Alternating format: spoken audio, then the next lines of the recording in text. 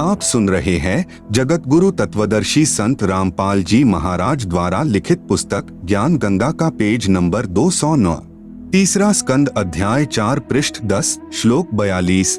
ब्रह्मा अहम महेश्वरः फिलते प्रभावात् सर्वे वयम जनियुता न यदातु नित्याः के अन्ये सुराः शतमख प्रमुखाः च नित्या नित्या त्वमेव जननी प्रकृतिः पुराणा।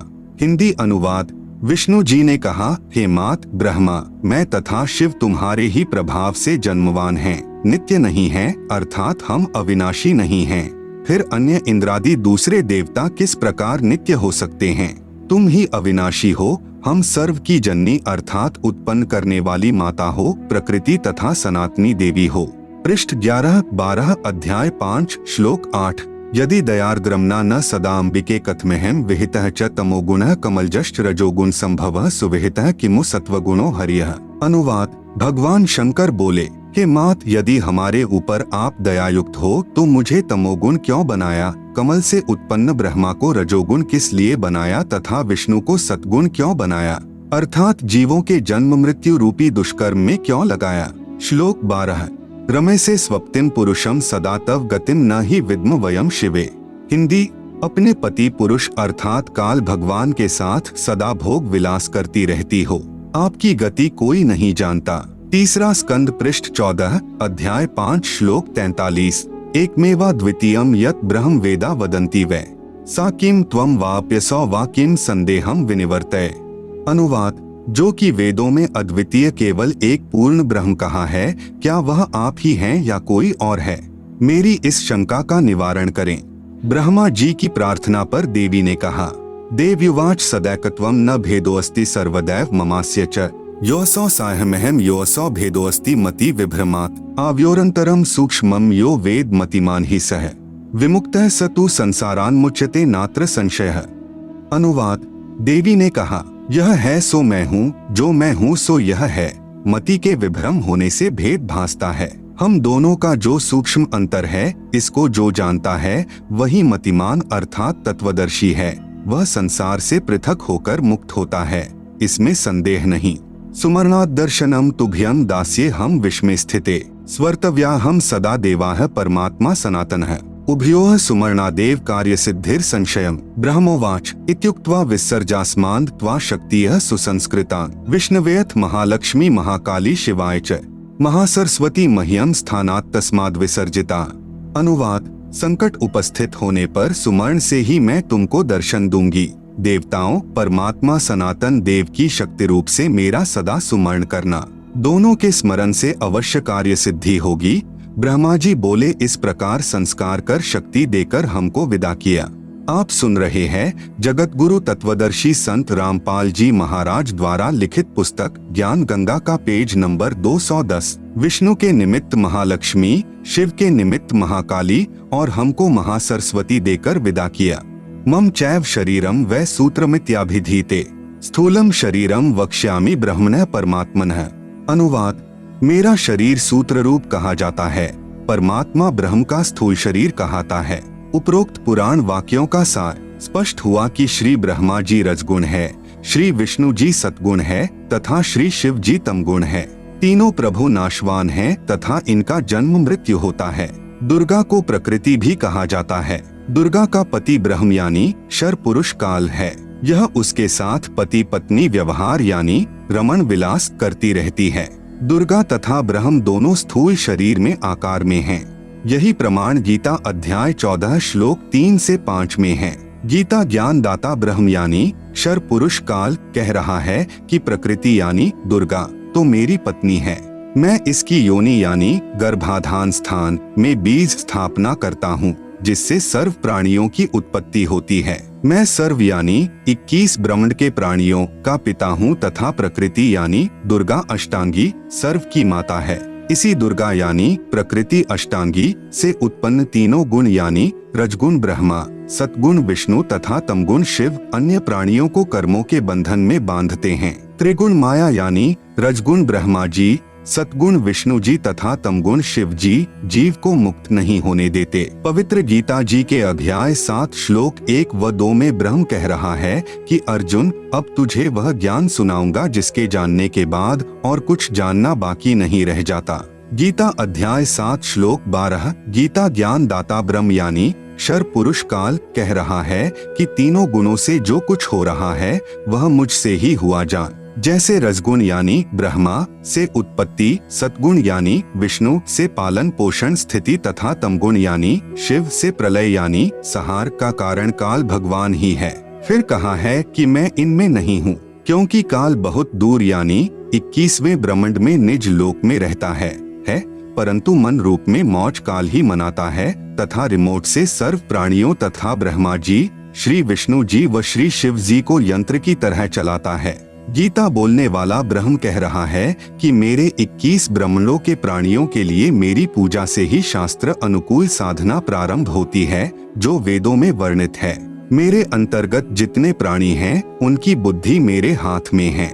मैं केवल 21 ब्रह्मांडों में ही मालिक हूँ। इसलिए गीता अध्याय 7 श्लोक 12 से 15 तक जो भी तीनों गुणों से यानी रजगुण ब्रह्मा से जीवों की उत्पत्ति, सतगुण विष्णु जी से स्थिति तथा तमगुण शिव जी से संहार जो कुछ भी हो रहा है उसका मुख्य कारण मैं यानी ब्रह्म काल की हूँ।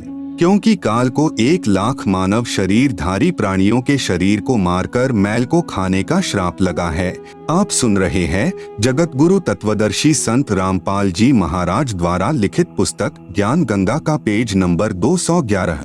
जो साधक मेरी यानी ब्रह्म की साधना न करके त्रिगुणमयी माया यानी रजगुण ब्रह्मा जी, सतगुण विष्णु जी, तमगुण शिव जी की साधना करके क्षणिक लाभ प्राप्त करते हैं, जिससे ज्यादा कष्ट उठाते रहते हैं, साथ में संकेत किया है कि इनसे ज्यादा लाभ मैं यानी ब्रह्म काल दे सकता हूँ, परंतु ये मूर्ख साधक तत्व ज्ञान के अभाव से इन्हीं तीनों गुणों यानी रजगुण ब्रह्मा जी, सतगुण विष्णु जी, तमगुण शिव जी तक की साधना करते रहते हैं। इनकी बुद्धि इन्हीं तीनों प्रभुओं तक सीमित है, इसलिए ये राक्षस स्वभाव को धारण किए हुए मनुष्यों में नीच शास्त्र विरुद्ध साधना रूपी दुष्कर्म करने वाले मूर्ख मुझे यानी ब्रह्म को नहीं भजते। यही प्रमाण गीता अध्याय 16 श्लोक 4 से 20 व 23-24 तक अध्याय 17 श्लोक 2 से 14 तथा 19 व 20 में भी है।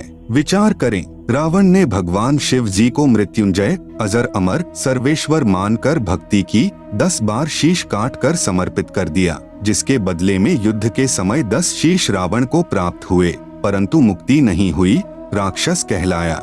यह दोष रावण के गुरुदेव का है, जिस नादान यानी नीम हकीम ने वेदों को ठीक से न समझकर अपनी सोच से तमोगुण युक्त भगवान शिव को ही पूर्ण परमात्मा बताया तथा भोली आत्मा रावण ने झूठे गुरुदेव पर विश्वास करके जीवन व अपने कुल का नाश किया।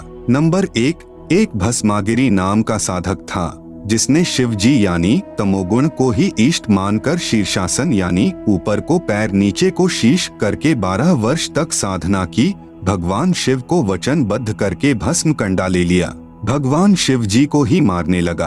उद्देश्य यह था कि भस्म कंडा प्राप्त करके भगवान शिव जी को मारकर पार्वती जी को पत्नी बनाऊंगा।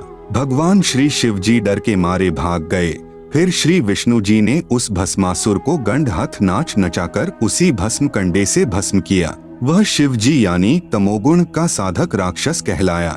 हिरण्यकशिपु ने भगवान ब्रह्मा जी यानी रजोगुण की साधना की तथा राक्षस कहलाया। नंबर 2, एक समय आज यानी सन 2006 से लगभग 335 वर्ष पूर्व हरिद्वार में हर की पैड़ियों पर यानी शास्त्र विधि रहित साधना करने वालों के कुंभ पर्व की परबी का संयोग हुआ। वहां पर सर्व यानी त्रिगुण उपासक महात्मा जन स्नानार्थ पहुँचे। गिरी, पुरी, नाथ, नागा आदि भगवान श्री शिव जी यानी तमोगुण के उपासक तथा वैष्णव भगवान श्री विष्णु जी यानी सतोगुण के उपासक हैं। प्रथम स्नान करने के कारण नागा तथा वैष्णव साधुओं में घोर युद्ध हो गया। लगभग 25,000 त्रिगुण उपासक मृत्यु को प्राप्त हुए। जो व्यक्ति जरा सी बात पर नरसंहार यानी कत्ले आम कर देता है वह साधु है या राक्षस, स्वयं विचार करें। आम व्यक्ति भी कहीं स्नान कर रहे हों और कोई व्यक्ति आकर कहे कि मुझे भी कुछ स्थान स्नान के लिए देने की कृपा करें, शिष्टाचार के नाते कहते हैं कि आओ आप भी स्नान कर लो। इधर उधर होकर आने वाले को स्थान दे देते हैं। आप सुन रहे हैं जगत गुरु तत्वदर्शी संत रामपाल जी महाराज द्वारा लिखित पुस्तक ज्ञान गंगा का पेज नंबर 212। इसलिए पवित्र गीता जी अध्याय 7 श्लोक 12 से 15 में कहा है कि जिनका मेरी त्रिगुणमयी माया यानी रजगुण ब्रह्मा जी, सतगुण विष्णु जी, तमगुण शिव जी की पूजा के द्वारा ज्ञान हरा जा चुका है, वे केवल मान बढ़ाई के भूखे राक्षस स्वभाव को धारण किए हुए मनुष्यों में नीच अर्थात आम व्यक्ति से भी पतित स्वभाव वाले दुष्कर्म करने वाले मूर्ख मेरी भक्ति भी नहीं करते। गीता अध्याय 7 श्लोक 16 से 18 तक पवित्र गीता जी के बोलने वाला यानी ब्रह्म प्रभु कह रहा है कि मेरी भक्ति यानी ब्रह्म साधना भी 4 प्रकार के साधक करते हैं। एक तो अर्थार्थी यानी धन लाभ चाहने वाले जो वेद मंत्रों से ही जंत्र मंत्र हवन आदि करते रहते हैं। दूसरे आर्त यानी संकट निवारण के लिए वेदों के मंत्रों का जंत्र मंत्र हवन आदि करते रहते हैं। तीसरे जिज्ञासु जो परमात्मा के ज्ञान को जानने की इच्छा रखने वाले केवल ज्ञान संग्रह करके वक्ता बन जाते हैं तथा दूसरों में ज्ञान श्रेष्ठता के आधार पर उत्तम बनकर ज्ञानवान बनकर अभिमानवश भक्तिहीन हो जाते हैं। चौथे ज्ञानी वे साधक जिनको यह ज्ञान हो गया कि मानव शरीर बार बार नहीं मिलता, इससे प्रभु साधना नहीं बन पाई तो जीवन व्यर्थ हो जाएगा। फिर वेदों को पढ़ा जिनसे ज्ञान हुआ कि ब्रह्मा विष्णु शिव जी तीनों गुणों व ब्रह्म यानी क्षर पुरुष तथा परब्रह्म यानी अक्षर पुरुष से ऊपर पूर्ण ब्रह्म की ही भक्ति करनी चाहिए, अन्य देवताओं की नहीं। उन ज्ञानी उदार आत्माओं को मैं अच्छा लगता हूँ तथा मुझे वे इसलिए अच्छे लगते हैं कि वे तीनों गुणों यानी रजगुण ब्रह्मा, सतगुण विष्णु, तमगुण शिव जी से ऊपर उठकर मेरी यानी ब्रह्म साधना तो करने लगे जो अन्य देवताओं से अच्छी है, परंतु वेदों में ओम नाम जो केवल ब्रह्म की साधना का मंत्र है उसी को वेद पढ़ने वाले विद्वानों ने अपने आप ही विचार विमर्श करके पूर्ण ब्रह्म का मंत्र जानकर वर्षों तक साधना करते रहे। प्रभु प्राप्ति हुई नहीं, अन्य सिद्धियां प्राप्त हो गई, क्योंकि पवित्र गीता अध्याय 4 श्लोक 34 तथा पवित्र यजुर्वेद अध्याय 40 मंत्र 10 में वर्णित तत्वदर्शी संत नहीं मिला जो पूर्ण ब्रह्म की साधना 3 मंत्र से बताता है। इसलिए ज्ञानी भी ब्रह्म यानी काल साधना करके जन्म मृत्यु के चक्र में ही रह गए। एक ज्ञानी उदारात्मा महर्षि चुनक जी ने वेदों को पढ़ा तथा एक पूर्ण प्रभु की भक्ति का मंत्र ओम जानकर इसी नाम के जाप से वर्षों तक साधना की। एक मानधाता चक्रवर्ती राजा था। चक्रवर्ती राजा उसे कहते हैं जिसका पूरी पृथ्वी पर शासन हो। उसने अपने अंतर्गत राजाओं को युद्ध के लिए ललकारा। एक घोड़े के गले में पत्र बांधकर सारे राज्य में घुमाया। शर्त थी कि जिसने राजा मानधाता की गुलामी यानी अधीनता स्वीकार न हो उसे युद्ध करना पड़ेगा। वह इस घोड़े को पकड़कर बांध ले। किसी ने घोड़ा नहीं पकड़ा। महर्षि चुनक जी को इस बात का पता चला कि राजा बहुत अभिमानी हो गया है। कहा कि मैं इस राजा के युद्ध को स्वीकार करता हूँ। युद्ध शुरू हुआ। मानधाता राजा के पास 72 करोड़ सेना थी। उसके 4 भाग करके एक भाग यानी 18 करोड़ सेना से महर्षि चुनक पर आक्रमण कर दिया। दूसरी ओर महर्षि चुनक जी ने अपनी साधना की कमाई से 4 पुतलियां यानी बम बनाई तथा राजा की 4 भाग सेना का विनाश कर दिया।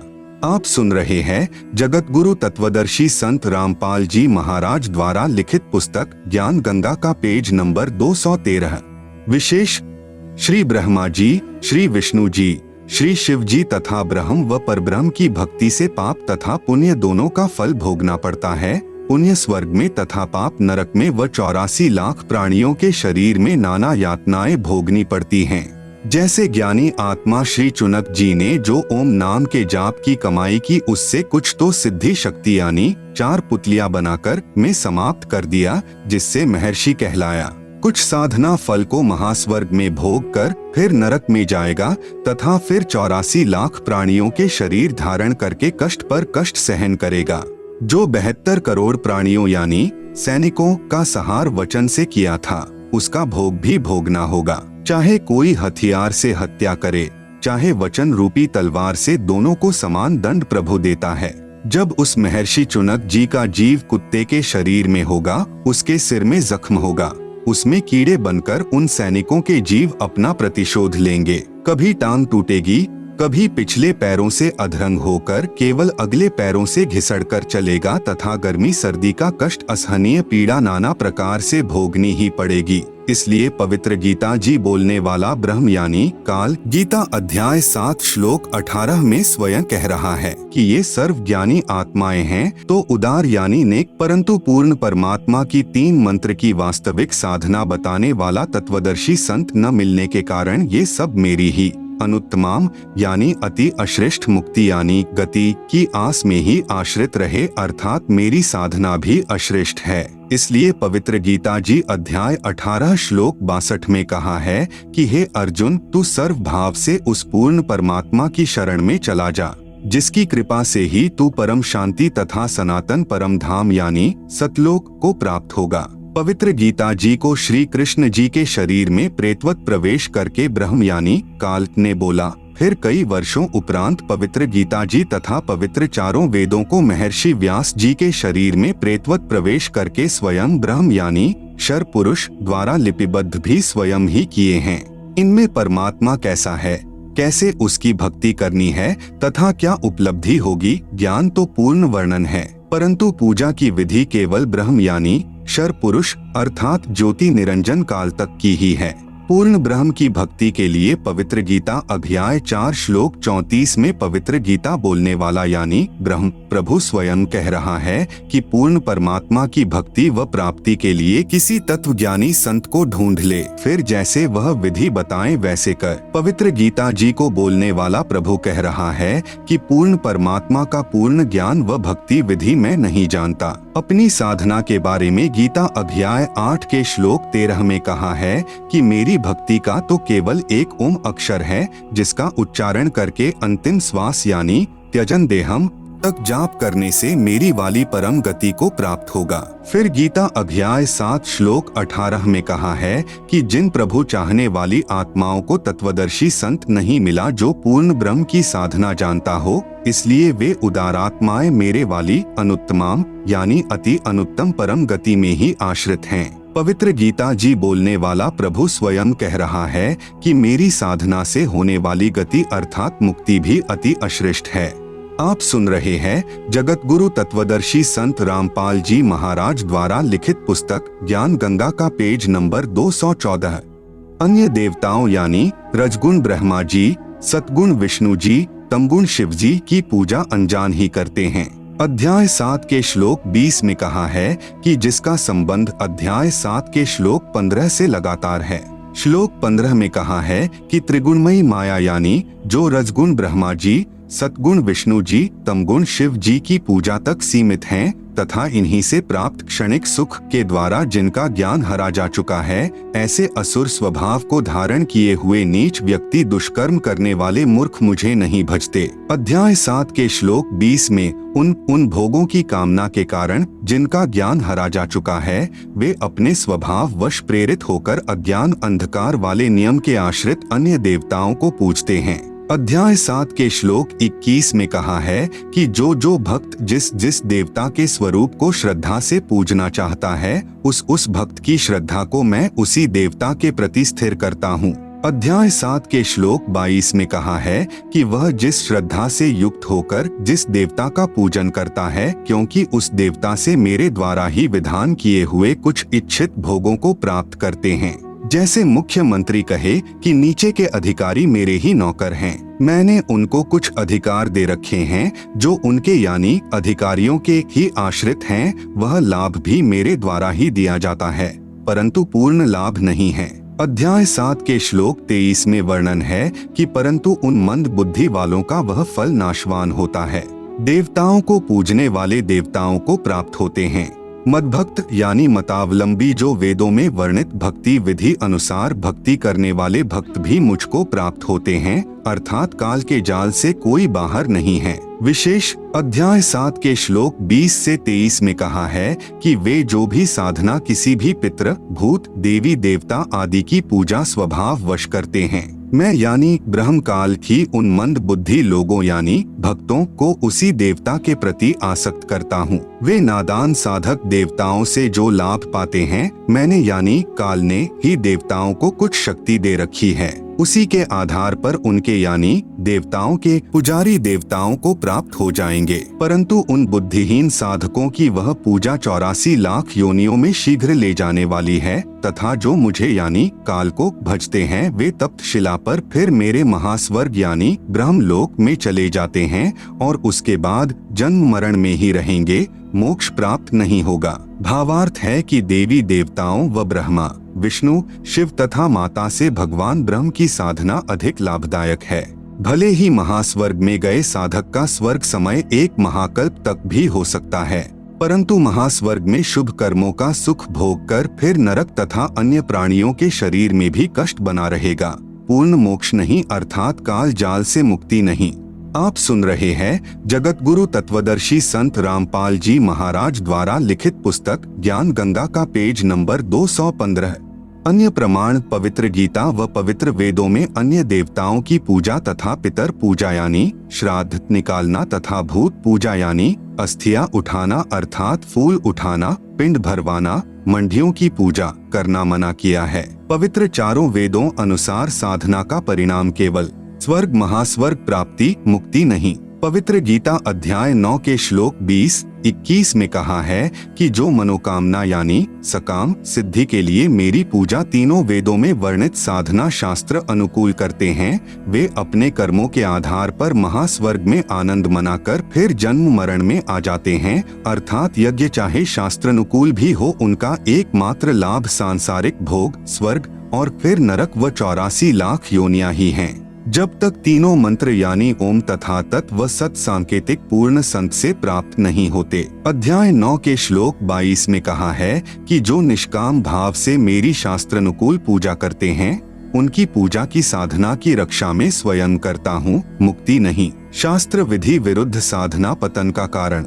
पवित्र गीता अध्याय 9 के श्लोक 23-24 में कहा है कि जो व्यक्ति अन्य देवताओं को पूजते हैं, वे भी मेरी यानी काल जाल में रहने वाली पूजा ही कर रहे हैं, परंतु उनकी यह पूजा अविधि पूर्वक है अर्थात शास्त्र विरुद्ध है। भावार्थ है कि अन्य देवताओं को नहीं पूजना चाहिए, क्योंकि संपूर्ण यज्ञों का भोक्ता व स्वामी मैं ही हूँ। वे भक्त मुझे अच्छी तरह नहीं जानते, इसलिए पतन को प्राप्त होते हैं, नरक व 84 लाख जूनियों का कष्ट। जैसे गीता अध्याय 3 श्लोक 14-15 में कहा है कि सर्व यज्ञों में प्रतिष्ठित अर्थात सम्मानित जिसको यज्ञ समर्पण की जाती है, वह परमात्मा सर्वगतम ब्रह्म यानी पूर्ण ब्रह्म है। वही कर्माधार बनाकर सर्व प्राणियों को प्रदान करता है, परंतु पूर्ण संत न मिलने तक सर्व यज्ञों का भोग यानी आनंद काल मन रूप में ही भोगता है। इसलिए कह रहा है कि मैं सर्व यज्ञों का भोक्ता व स्वामी हूँ। श्राद्ध निकालने यानी पितर पूजने वाले पितर बनेंगे, मुक्ति नहीं। गीता अध्याय 9 के श्लोक 25 में कहा है कि देवताओं को पूजने वाले देवताओं को प्राप्त होते हैं, पितरों को पूजने वाले पितरों को प्राप्त होते हैं, भूतों को पूजने यानी पिंड दान करने वाले भूतों को प्राप्त होते हैं अर्थात भूत बन जाते हैं। शास्त्रानुकूल यानी पवित्र वेदों व गीता अनुसार पूजा करने वाले मुझको ही प्राप्त होते हैं अर्थात काल द्वारा निर्मित स्वर्ग व महास्वर्ग आदि में कुछ ज्यादा समय मौज कर लेते हैं। आप सुन रहे हैं जगत गुरु तत्वदर्शी संत रामपाल जी महाराज द्वारा लिखित पुस्तक ज्ञान गंगा का पेज नंबर 216।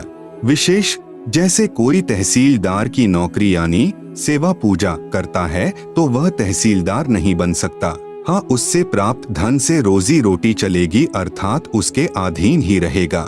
ठीक इसी प्रकार जो जिस देव यानी श्री ब्रह्मा देव, श्री विष्णु देव तथा श्री शिव देव अर्थात त्रिदेव की पूजा यानी नौकरी करता है तो उन्हीं से मिलने वाला लाभ ही प्राप्त करता है। त्रिगुणमयी माया अर्थात तीनों गुण यानी रजगुण ब्रह्मा जी, सतगुण विष्णु जी, तमगुण शिव जी की पूजा का निषेध पवित्र गीता अध्याय 7 श्लोक 12 से 15 तथा 20 से 23 तक में भी है।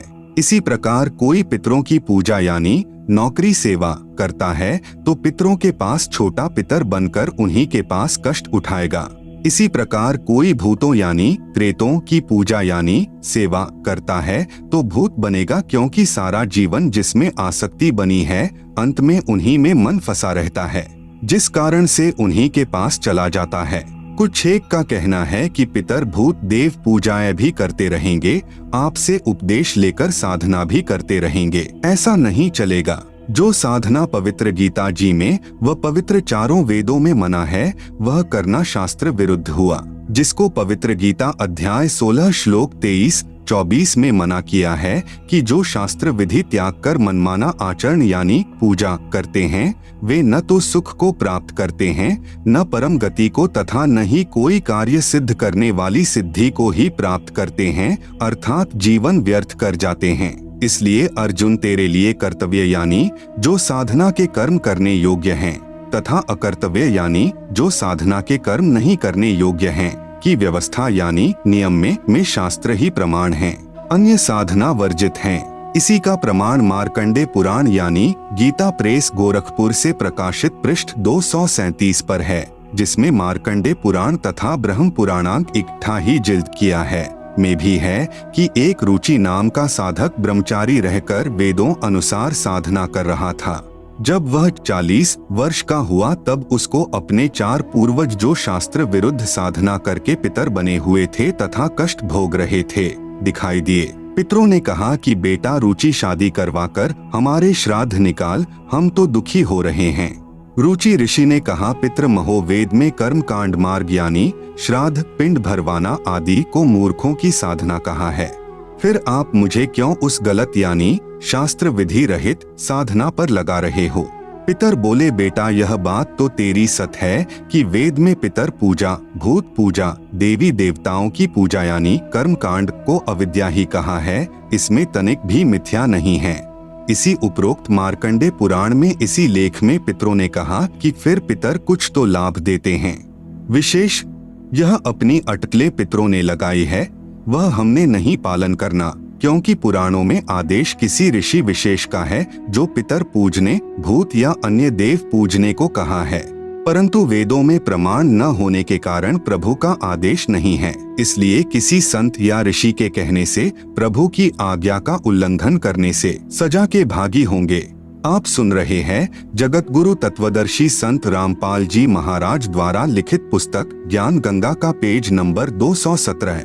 एक समय एक व्यक्ति की दोस्ती एक पुलिस थानेदार से हो गई। उस व्यक्ति ने अपने दोस्त थानेदार से कहा कि मेरा पड़ोसी मुझे बहुत परेशान करता है। थानेदार यानी SHO ने कहा कि मार लठ, मैं आप निपट लूंगा। थानेदार दोस्त की आज्ञा का पालन करके उस व्यक्ति ने अपने पड़ोसी को लठ मारा। सिर में चोट लगने के कारण पड़ोसी की मृत्यु हो गई। उसी क्षेत्र का अधिकारी होने के कारण वह थाना प्रभारी अपने दोस्त को पकड़ कर लाया, कैद में डाल दिया तथा उस व्यक्ति को मृत्यु दंड मिला। उसका दोस्त थानेदार कुछ मदद नहीं कर सका, क्योंकि राजा का संविधान है कि यदि कोई किसी की हत्या करेगा तो उसे मृत्यु दंड प्राप्त होगा। उस नादान व्यक्ति ने अपने दोस्त दरोगा की आज्ञा मानकर राजा का संविधान भंग कर दिया, जिससे जीवन से हाथ धो बैठा। ठीक इसी प्रकार पवित्र गीता जी व पवित्र वेद यह प्रभु का संविधान है, जिसमें केवल एक पूर्ण परमात्मा की पूजा का ही विधान है। अन्य देवताओं, पितरों, भूतों की पूजा करना मना है। पुराणों में ऋषियों यानी थानेदारों का आदेश है, जिनकी आज्ञा पालन करने से प्रभु का संविधान भंग होने के कारण कष्ट पर कष्ट उठाना पड़ेगा। इसलिए आन उपासना पूर्ण मोक्ष में बाधक है। सत्य कथा। मेरे पूज्य गुरुदेव स्वामी रामदेवानंद जी लगभग 16 वर्ष की आयु में पूर्ण परमात्मा की प्राप्ति के लिए अचानक घर त्याग कर निकल गए। प्रतिदिन पहनने वाले वस्त्रों को अपने ही खेतों के निकट घने जंगल में किसी मृत पशु की अस्थियों के पास डाल गए। शाम को घर न पहुंचने के कारण घर वालों ने जंगल में तलाश की। रात्रि का समय था। कपड़े पहचानकर दुखी मन से पशु की अस्थियों को बच्चे की अस्थियां जानकर उठा लाए तथा यह सोचा कि बच्चा जंगल में चला गया, किसी हिंसक जानवर ने खा लिया। अंतिम संस्कार कर दिया। सर्व क्रियाएं की, 13वीं बरसी आदि की तथा श्राद्ध भी निकालते रहे। लगभग 104 वर्ष की आयु प्राप्त होने के उपरांत स्वामी जी अचानक अपने गांव बड़ा पैंतावास जिला भिवानी तहसील चरखी दादरी हरियाणा में पहुंच गए। स्वामी जी का बचपन का नाम श्री हरिद्वारी जी था तथा पवित्र ब्राह्मण कुल में जन्म था। मुझ दास को पता चला तो मैं भी दर्शनार्थ पहुंच गया। स्वामी जी की भाभी जी जो लगभग 92 वर्ष की आयु की थी। मैंने उस वृद्धा से पूछा कि हमारे गुरुजी के घर त्याग जाने के उपरांत क्या महसूस किया। उस वृद्धा ने बताया कि मेरा विवाह हुआ तब मुझे बताया गया कि इनका एक भाई हरिद्वारी था जो किसी हिंसक जानवर ने जंगल में खा लिया था। उसके श्राद्ध निकाले जा रहे हैं। मुझे भी इनके श्राद्ध निकालने को कहा गया। वृद्धा ने बताया कि 70 श्राद्ध तो मैं अपने हाथों निकाल चुकी हूँ। जब कभी फसल अच्छी नहीं होती या कोई घर का सदस्य बीमार हो जाता तो अपने पुरोहित यानी गुरुजी से कारण पूछते तो वह कहा करता कि हरिद्वारी पितर बना है, वह तुम्हें दुखी कर रहा है। आप सुन रहे हैं जगत गुरु तत्वदर्शी संत रामपाल जी महाराज द्वारा लिखित पुस्तक ज्ञान गंगा का पेज नंबर 218। श्राद्धों के निकालने में कोई अशुद्धि रही है। अब की बार सर्व क्रिया मैं स्वयं अपने हाथों से करूंगा। पहले मुझे समय नहीं मिला था क्योंकि एक ही दिन में कई जगह श्राद्ध क्रियाएं करने जाना पड़ा, इसलिए बच्चे को भेजा था। तब तक कुछ भेंट चढ़ाओ ताकि उसे शांत किया जाए। तब उसे 21 या 51 जो भी कहता था डरते भेंट करते थे। फिर श्राद्धों के समय गुरुजी स्वयं श्राद्ध करते थे। तब मैंने कहा माता जी अब तो छोड़ दो इस गीता जी विरुद्ध साधना को, नहीं तो आप भी प्रेत बनोगी। गीता अध्याय 9 श्लोक 25 सुनाया। तब वह वृद्धा कहने लगी गीता मैं भी पढ़ती हूँ। दास ने कहा आपने पढ़ा है, समझा नहीं, आगे से तो बंद कर दो इस नादान साधना को। वृद्धा ने उत्तर दिया न भाई, कैसे छोड़ दें श्राद्ध निकालना, यह तो सदियों पुरानी लाक यानी परंपरा है। यह दोष भोली आत्माओं का नहीं है, यह दोष मूर्ख गुरुओं यानी नीम हकीमों का है, जिन्होंने अपने पवित्र शास्त्रों को समझे बिना मनमाना आचरण यानी पूजा का मार्ग बता दिया, जिस कारण न तो कोई कार्य सिद्ध होता है, न परम गति तथा न कोई सुख ही प्राप्त होता है। प्रमाण पवित्र गीता अध्याय 16 श्लोक 23-24। अब दास की प्रार्थना है कि शिक्षित वर्ग अवश्य ध्यान दे तथा शास्त्र विधि अनुसार साधना करके पूर्ण परमात्मा के सनातन परमधाम यानी शाश्वतम स्थानम अर्थात सतलोक को प्राप्त करें, जिससे पूर्ण मोक्ष तथा परम शांति प्राप्त होती है। गीता अध्याय 18 श्लोक 62। इसके लिए तत्वदर्शी संत की तलाश करो। गीता अध्याय 4 श्लोक 34। एक श्रद्धालु ने कहा कि मैं आपसे उपदेश लेकर आप द्वारा बताई साधना भी करता रहूंगा तथा श्राद्ध भी निकालता रहूंगा तथा अपने घरेलू देवी देवताओं को भी उपरले मन से पूजता रहूंगा, इसमें क्या दोष है। मुझ दास की प्रार्थना, संविधान की किसी भी धारा का उल्लंघन कर देने पर सजा अवश्य मिलेगी, इसलिए पवित्र गीता जी व पवित्र चारों वेदों में वर्णित व वर्जित विधि के विपरीत साधना करना व्यर्थ है। प्रमाण पवित्र गीता जी अध्याय 16 श्लोक 23-24 में। यदि कोई कहे कि मैं कार में पैंचर उपरले मन से कर दूंगा, नहीं, राम नाम की गाड़ी में पैंचर करना मना है। ठीक इसी प्रकार शास्त्र विरुद्ध साधना हानिकारक ही है। एक श्रद्धालु ने कहा कि मैं और कोई विकार यानी मदिरा मांस आदि सेवन नहीं करता, केवल तंबाकू यानी बीड़ी सिगरेट हुक्का सेवन करता हूँ। आपके द्वारा बताई पूजा व ज्ञान अति उत्तम है, मैंने गुरु जी भी बनाया है, परंतु यह ज्ञान आज तक किसी संत के पास नहीं है। मैं 25 वर्ष से घूम रहा हूँ तथा 3 गुरुदेव बदल चुका हूँ। कृपया मुझे तंबाकू सेवन की छूट दे दो, शेष सर्व शर्तें मंजूर हैं। तंबाकू से भक्ति में क्या बाधा आती है। दास की प्रार्थना। दास ने प्रार्थना की कि अपने शरीर को ऑक्सीजन की आवश्यकता है। आप सुन रहे हैं जगत गुरु तत्वदर्शी संत रामपाल जी महाराज द्वारा लिखित पुस्तक ज्ञान गंगा का पेज नंबर 219। तंबाकू का धुआं कार्बन डाइऑक्साइड है जो फेफड़ों को कमजोर व रक्त दूषित करता है। मानव शरीर प्रभु प्राप्ति व आत्म कल्याण के लिए ही प्राप्त हुआ है। इसमें परमात्मा पाने का रास्ता सुषुम्ना नाड़ी से प्रारंभ होता है। जो नाक के दोनों छिद्र हैं, उन्हें दाएं को ईड़ा तथा बाएं को पिंगुला कहते हैं। इन दोनों के मध्य में सुषुम्ना नाड़ी है, जिसमें एक छोटी सुई यानी नीडल में धागा पिरोने वाले छिद्र के समान द्वार होता है, जो तंबाकू के धुएं से बंद हो जाता है, जिससे प्रभु प्राप्ति के मार्ग में अवरोध हो जाता है।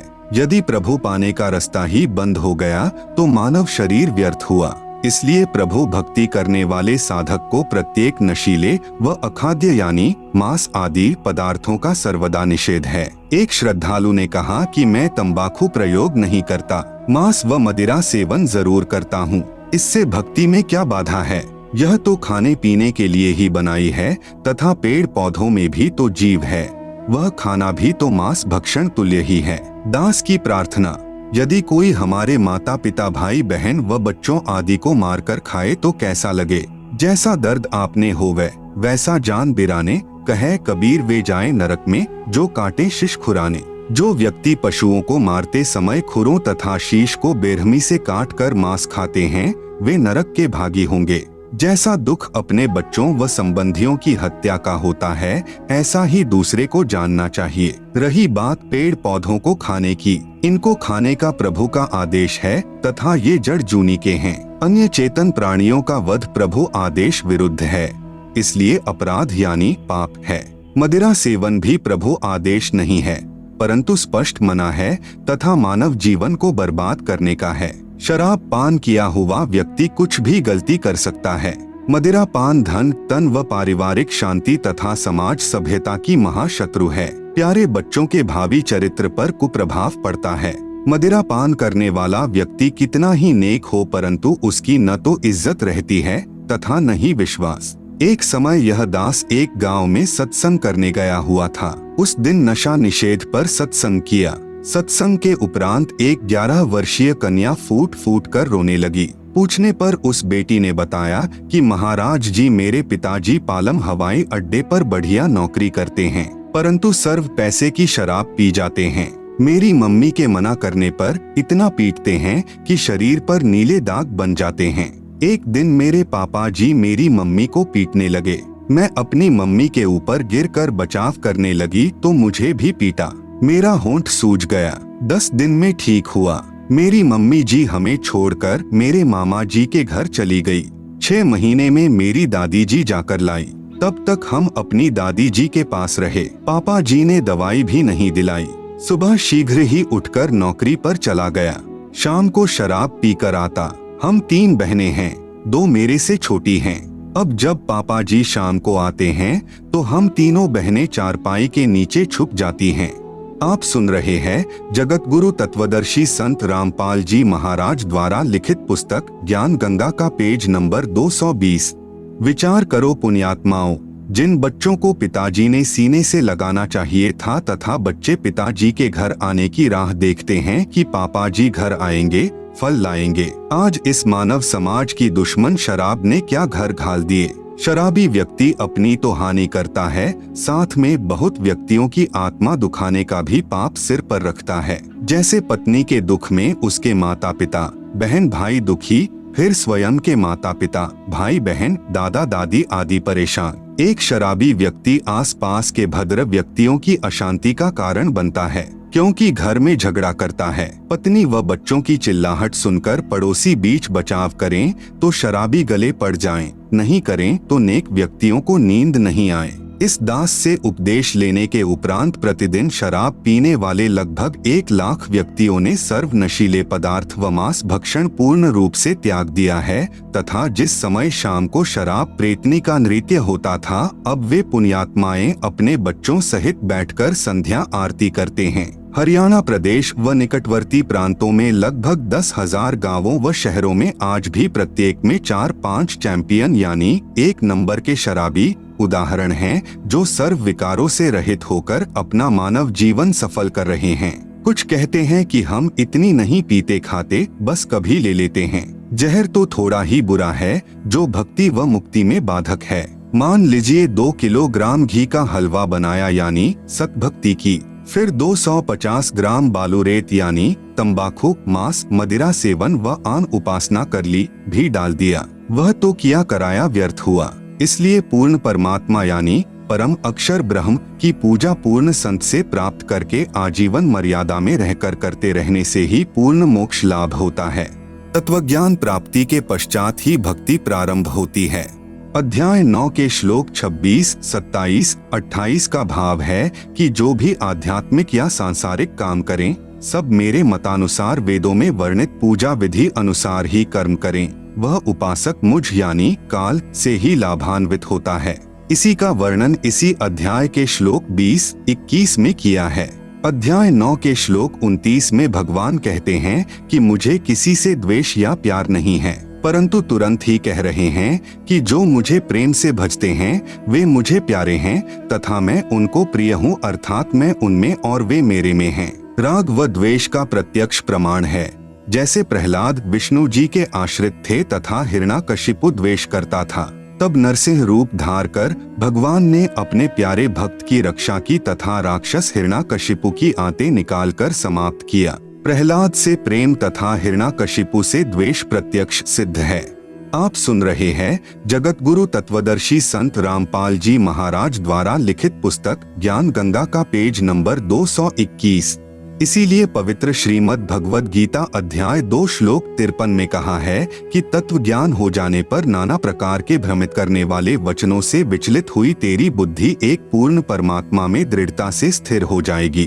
तब तू योगी बनेगा, अर्थात तब तेरी अनन्य मन से निःसंशय होकर एक पूर्ण प्रभु की भक्ति प्रारंभ होगी। पवित्र गीता अध्याय 2 श्लोक 46 में कहा है कि जैसे बहुत बड़े जलाशय यानी जिसका जल 10 वर्ष तक वर्षा न हो तो भी समाप्त न हो के प्राप्त हो जाने के पश्चात छोटा जलाशय यानी जिसका जल 1 वर्ष तक वर्षा न हो तो समाप्त हो जाता है, में जितना प्रयोजन रह जाता है, इसी प्रकार पूर्ण परमात्मा यानी परम अक्षर पुरुष के गुणों का ज्ञान तत्व ज्ञान द्वारा हो जाने पर आपकी आस्था अन्य ज्ञानों में तथा अन्य भगवानों यानी अन्य देवताओं में जैसे ब्रह्मा विष्णु शिव में तथा अक्षर पुरुष अर्थात ब्रह्म में तथा अक्षर पुरुष अर्थात परब्रह्म में उतनी ही रह जाती है।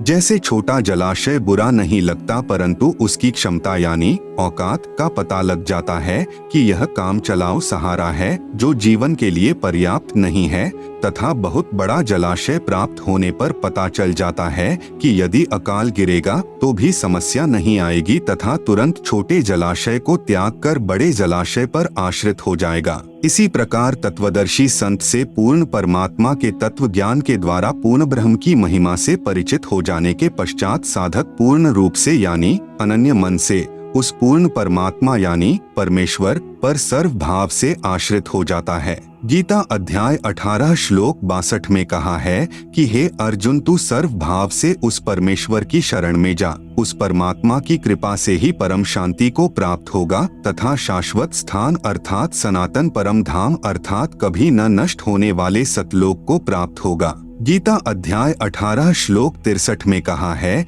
कि मैंने तेरे से यह रहस्यमय अति गोपनीय यानी गीता का ज्ञान कह दिया, अब जैसे तेरा मन चाहे वैसा कर। क्योंकि यह गीता के अंतिम अध्याय 18 के अंतिम श्लोक चल रहे हैं, इसलिए कहा है गीता ज्ञान दाता ब्रह्म का इष्ट यानी पूज्य देव पूर्ण ब्रह्म है।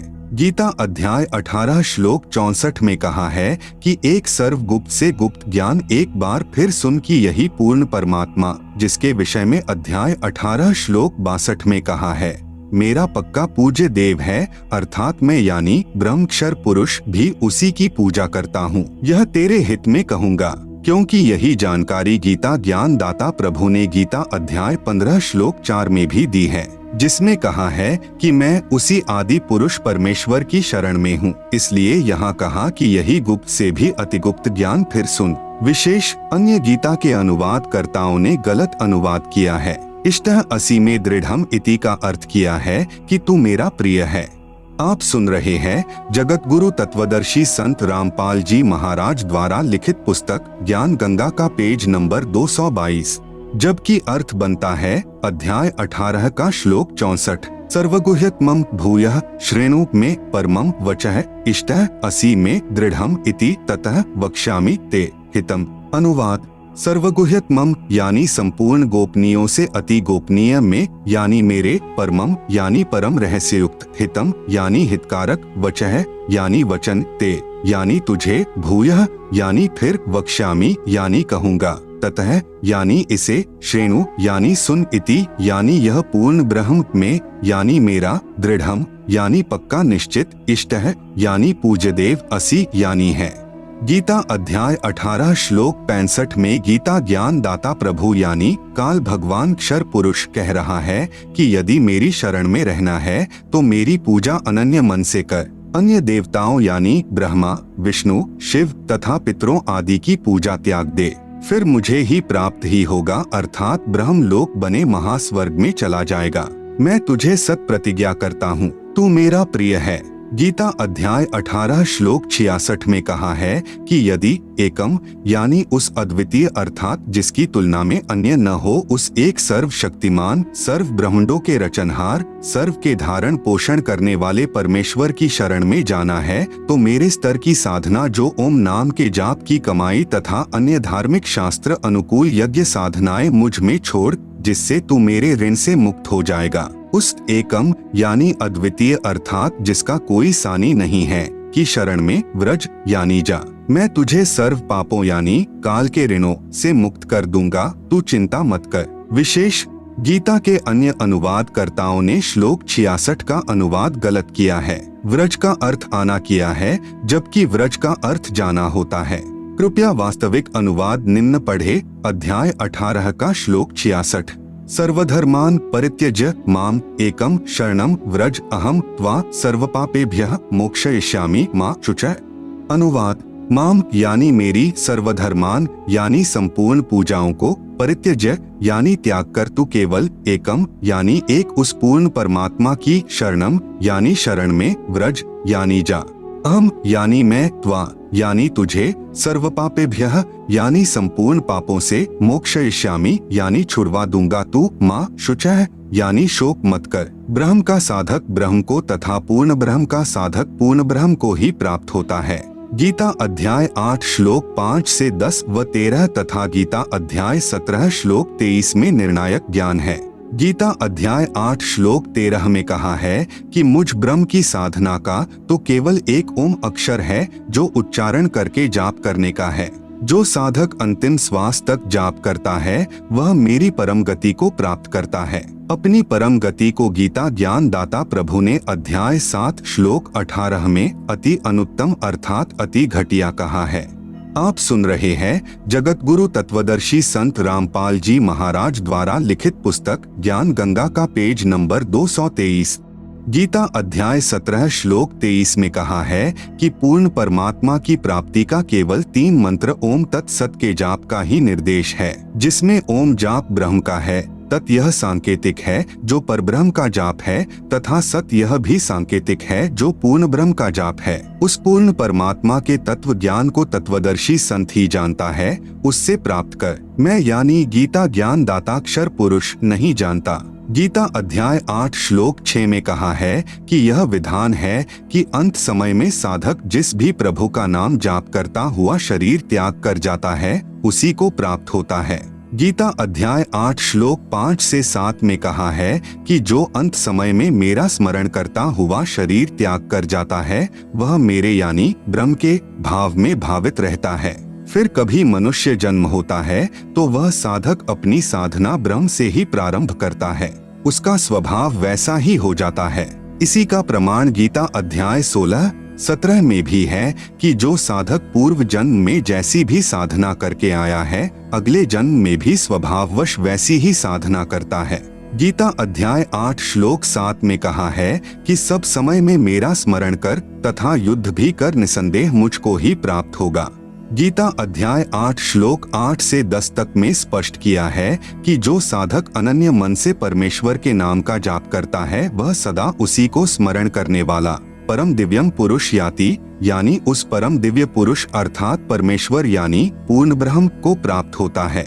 अध्याय 8 श्लोक 8 जो साधक अनादि सर्व के नियंता सूक्ष्म से अति सूक्ष्म सबके धारण पोषण करने वाले सूर्य की तरह स्वप्रकाशित अर्थात तेजोमय शरीर युक्त अज्ञान रूप अंधकार से परे कविम यानी कबीरदेव सच्चिदानंद घन परमेश्वर का स्मरण करता है। अध्याय 8 श्लोक 9 वह भक्ति युक्त साधक 3 मंत्र के जाप की साधना की शक्ति यानी नाम जाप की कमाई से अंत समय में शरीर त्याग कर जाते समय त्रिकुटी पर पहुंचकर अभ्यास वश सार नाम का स्मरण करता हुआ उस दिव्य रूप अर्थात तेजोमय अर्थात साकार परम पुरुष यानी परमेश्वर को ही प्राप्त होता है। अध्याय 8 श्लोक 10। ब्रह्म यानी क्षर पुरुष की साधना अनुत्तम यानी घटिया है। गीता अध्याय 2 श्लोक 12 तथा अध्याय 4 श्लोक 5 तथा अध्याय 7 श्लोक 18 में कहा है कि मैं यानी गीता ज्ञानदाता नाशवान हूँ। जन्म मृत्यु मेरी तथा तेरी सदा होती रहेगी। केवल किया हुआ कर्म ही प्राप्त होगा, मोक्ष नहीं होता।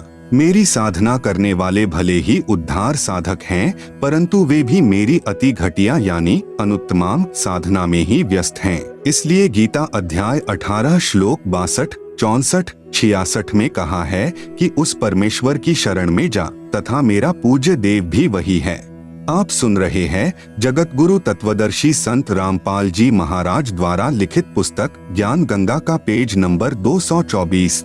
प्रार्थना। उपरोक्त 3 मंत्र की साधना मुझ दासों के भी दास यानी रामपाल दास के पास उपलब्ध है, जो स्वयं पूर्ण परमात्मा कबीरदेव ने अपनी आत्माओं पर रहम यानी दया करके प्रदान की है। क्योंकि अब बिचली यानी मध्य वाली पीढ़ी चल रही है, क्योंकि कलयुग के प्रारंभ में अपने पूर्वज अशिक्षित थे। उस समय परमेश्वर के तत्व ज्ञान को नकली संतों, गुरुओं, महंतों तथा आचार्यों ने ऊपर नहीं आने दिया तथा कलयुग के अंत में सर्व व्यक्ति भक्तिहीन तथा महाविकारी हो जाएंगे। अब यह वर्तमान का समय 20वीं सदी से शिक्षित समाज प्रारंभ हुआ है। यह बिचली यानी मध्य वाली पीढ़ी अर्थात मनुष्य वंश चल रहा है। वास्तविक ज्ञान अपने सद्ग्रंथों में विद्यमान है, जिसे नकली संत, गुरु, आचार्य तथा महंत नहीं समझ सके, जिस कारण से सर्व भक्त समाज शास्त्र विरुद्ध ज्ञान के आधार से दंत कथाओं यानी लोकवेद पर आधारित होकर शास्त्र विधि त्याग कर मनमाना आचरण यानी पूजा करके अनमोल मानव जीवन व्यर्थ कर रहा है। शास्त्र विधि अनुसार साधना। नंबर 1, प्रथम चरण में ब्रह्म गायत्री मंत्र दिया जाता है, जो कमलों को खोलने का है। उपदेश प्राप्त करने वाला भक्तात्मा यह सोचेगा कि गुरु जी कह तो रहे थे कि तीनों गुणों यानी रजगुण ब्रह्मा, सतगुण विष्णु, तमगुण शिव की पूजा नहीं करनी है। मंत्र जाप उन्हीं के दिए हैं, उनके लिए निवेदन है कि यह पूजा नहीं है। हम काल के लोक में रह रहे हैं, यहाँ हमें जिस सुविधा की चाह होगी वह ब्रह्मा विष्णु शिव आदि ही प्रदान करेंगे। जैसे हमने बिजली का कनेक्शन यानी लाभ ले रखा है, उसका बिल यानी खर्चा भरना है। हम बिजली वाले मंत्री की या विभाग की पूजा नहीं कर रहे, हम उनका बिल भरेंगे तो बिजली का लाभ मिलता रहेगा। इसी प्रकार टेलीफोन यानी दूरभाष का बिल व पानी का बिल आदि अदा करते रहेंगे तो हमें सुविधाएं मिलती रहेंगी। आप शास्त्र विरुद्ध साधना करके भक्तिहीन हो गए हो, अर्थात आप पुण्यहीन हो गए हो, जिस कारण से आपको धन लाभ आदि नहीं हो रहा।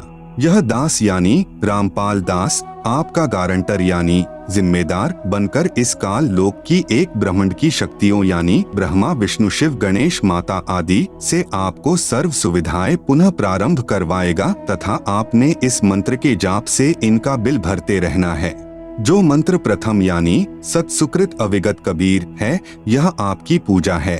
यह पूर्ण परमात्मा है तथा सतम लाभ यानी फल प्राप्त होगा। सतम का अर्थ अविनाशी अर्थात हमें अविनाशी पद प्राप्त करना है।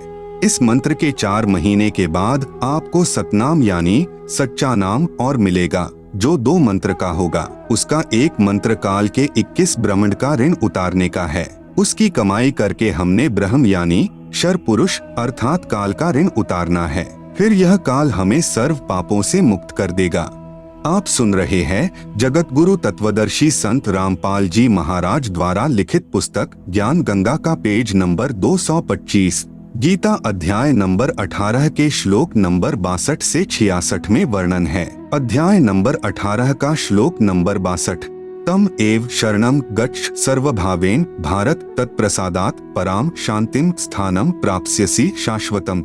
अनुवाद। भारत यानी हे भारत, तू सर्वभावेन यानी सब प्रकार से, तम यानी उस अज्ञान अंधकार में छुपे हुए परमेश्वर की, एव यानी ही, शरणम यानी शरण में, गच्छ यानी जा, तत्प्रसादात यानी उस परमात्मा की कृपा से ही तू, पराम यानी परम, शांतिम यानी शांति को तथा शाश्वतम यानी सदा रहने वाला सत, स्थानम यानी स्थान धाम लोक को, प्राप्स्यसि यानी प्राप्त होगा। अनुवाद। हे भारत, तू सब प्रकार से उस अज्ञान अंधकार में छुपे हुए परमेश्वर की ही शरण में जा।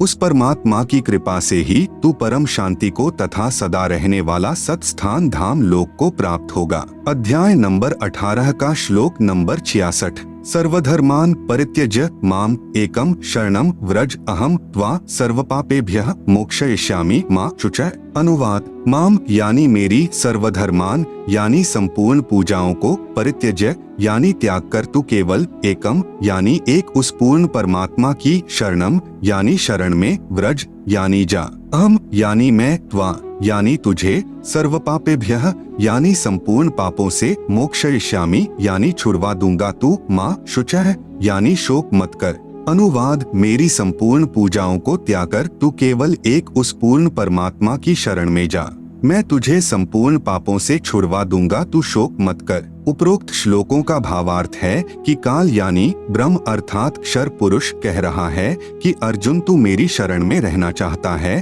तो जन्म तथा मृत्यु बनी रहेगी।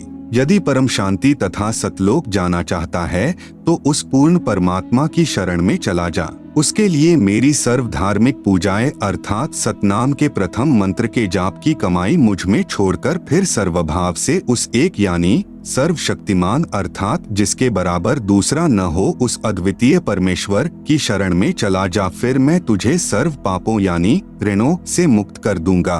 तू चिंता मत कर तथा सतनाम के दूसरे मंत्र की कमाई हम पर ब्रह्म अर्थात अक्षर पुरुष को छोड़ देंगे, क्योंकि हमने अक्षर पुरुष के लोक से होकर सतलोक जाना है, उसका किराया देना है। फिर तीसरा मंत्र सत शब्द अर्थात सारनाम मिलेगा जो सतलोक में स्थायित्व प्राप्त कराएगा। यदि कोई व्यक्ति विदेश गया हो, वहाँ उस पर सरकार का ऋण हो, फिर वापस स्वदेश आना चाहेगा तो उसे पहले उस देश के ऋण से मुक्ति लेनी होगी। फिर नो ड्यू सर्टिफिकेट यानी ऋण मुक्त प्रमाण पत्र प्राप्त करना होगा, तब उसका वापस आने का पासपोर्ट बनेगा, नहीं तो उसे वापस नहीं आने दिया जाएगा। इसी प्रकार आप इस काल के लोक में शास्त्र विरुद्ध साधना करके भक्तिहीन होकर ऋणी हो गए हो, पहले आपको साहूकार बनाया जाएगा। उसके लिए कबीरदेव यानी कबीर साहेब या कबीर साहेब ने मुझ दास यानी संत रामपाल दास को अपना प्रतिनिधि यानी रिप्रेजेंटेटिव बनाकर भेजा है।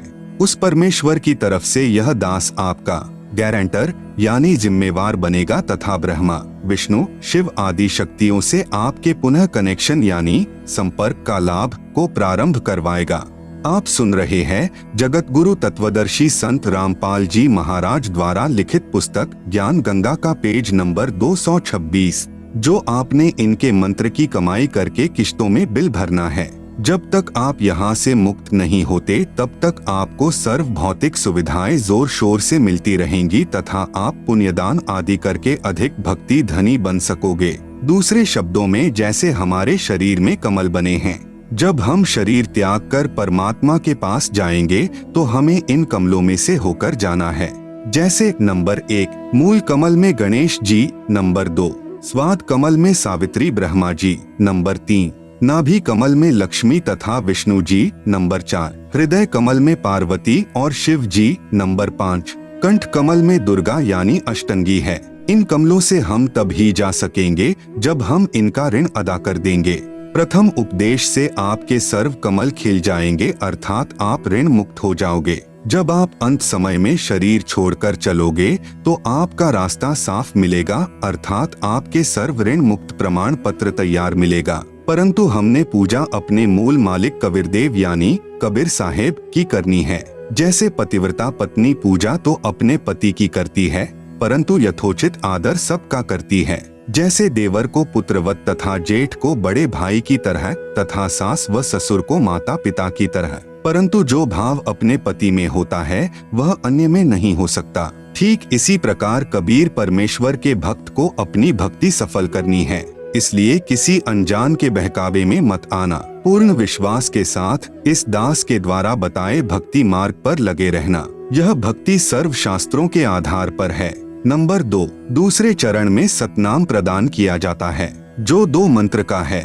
एक ओम, दूसरा तत् जो सांकेतिक है, केवल साधक को ही बताया जाता है। नंबर 3 तीसरे चरण में सार नाम दिया जाता है, जो 3 मंत्र का है। ओम तत् सत यानी तत् सत सांकेतिक हैं, जो साधक को ही बताए जाएंगे। इस प्रकार सार नाम यानी जो 3 मंत्र का बन जाएगा, के स्मरण अभ्यास से साधक परम दिव्य पुरुष अर्थात परमेश्वर कबीरदेव को प्राप्त होगा तथा सतलोक में परम शांति अर्थात पूर्ण मोक्ष को प्राप्त हो जाएगा। विशेष वर्तमान में यह वास्तविक साधना मुझ दास के अतिरिक्त किसी के पास नहीं है। यदि कोई मुझ दास से चुराकर स्वयं गुरु बनकर नकली शिष्य बना रहा हो तो उस मनुष्य जीवन के दुश्मन से सावधान रहें। वह अनधिकारी होने के कारण अपना जीवन भी नष्ट कर रहा है तथा नादान अनुयायियों को भी नरक का भागी बना रहा है। उसे काल का भेजा दूत जाने।